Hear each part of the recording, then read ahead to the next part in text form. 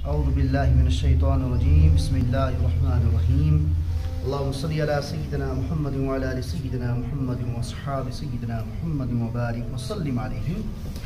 السلام علیکم ورحمۃ اللہ وبرکاتہ. آج سو سیرت پاک صلی اللہ علیہ وسلم سبق نمبر 185 حصہ سوم. سبقوں سے طویل اسی لیے اس کی 3 حصے تھے. آج اس کا حصہ سوم ہے. گزشتہ سبق ہم نے پڑھا تھا، جو سبق ہم پڑھ رہے ہیں قبیلہ بنو نذیر کے یہود کی غداری اور اس کی سزا. تفصیل سے ہم نے واقعات پڑھ لیے پیچھے کہ کس طریقے سے انہوں نے غداری کی اور آپ صلی اللہ علیہ وسلم کو نعوذ باللہ قتل کرنے کی سازش بھی کی، دھوکہ دینے کی سازش بھی کی، کیونکہ پہلے سے ہی غزوہ احد کے بعد زخم تازہ ہی تھے. اور اس کے بعد رجی کے کنویں کا واقعہ جہاں دھوکے سے 10 صحابہ کو شہید کیا گیا. پھر اس کے بعد دوسرا واقعہ جو پیش آ گیا جس میں 70 حفاظ کرام 70 قرا حضرات جو صحابہ کرام تھے ان کو دھوکے سے لیا گیا اور دھوکے سے بلایا گیا. اس کے بعد ایک کنویں کے نزدیک ہی وہاں انہیں شہید کر دیا گیا. یہ ہم نے گزشتہ سبق میں تفصیل سے واقعات پڑھ لیے تھے. بیر معونہ تھا اس کنویں کا نام. بیر معونہ کی وہ جگہ تھی جہاں پر انہیں شہید کر لیا گیا تھا 70 صحابہ کرام.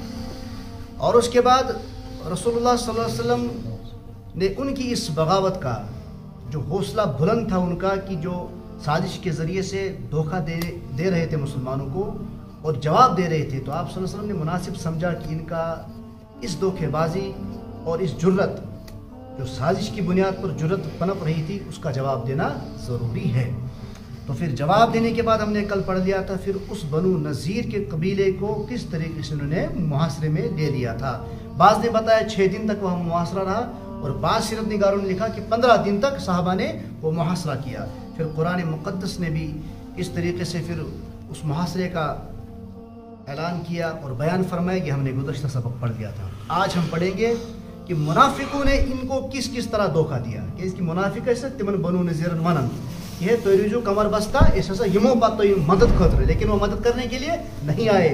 جو کہ مسلمان رحم دل تھے ان کے ساتھ انہیں منافقت کی دھوکہ دی.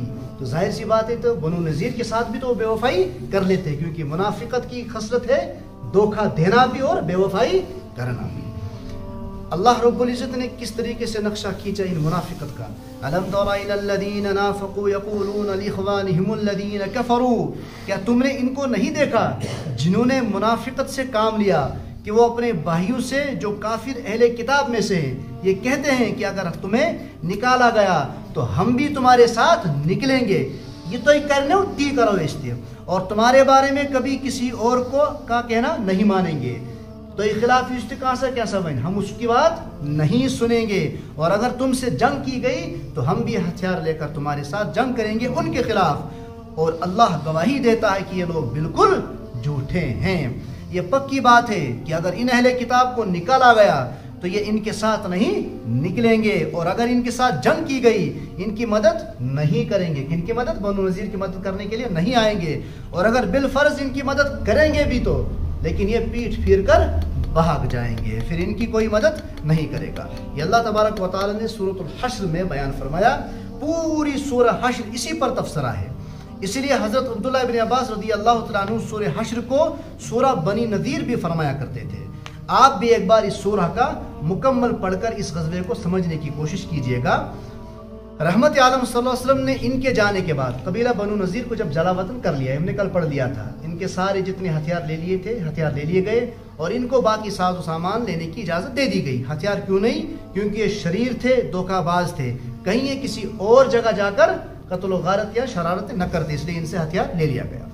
رحمت عالم صلی اللہ علیہ وسلم نے بعد میں ان کے باغوں اور زمینوں کے بارے میں مدینہ کے انصاری صحابیوں سے مشورہ کیا کہ اگر آپ چاہیں تو میں یہ باغات اور زمین مہاجر صحابہ کو دے دوں تاکہ وہ اپنے اپنے مکانات بنا لیں اور تمہارے اوپر ان کا بوجھ کم ہو جائے، ہٹ جائے. انصار نے عرض کیا ہم یہ چاہتے ہیں کہ یہ باغات اور زمینیں سب کچھ ہمارے بھائیوں کو دے دی جائے.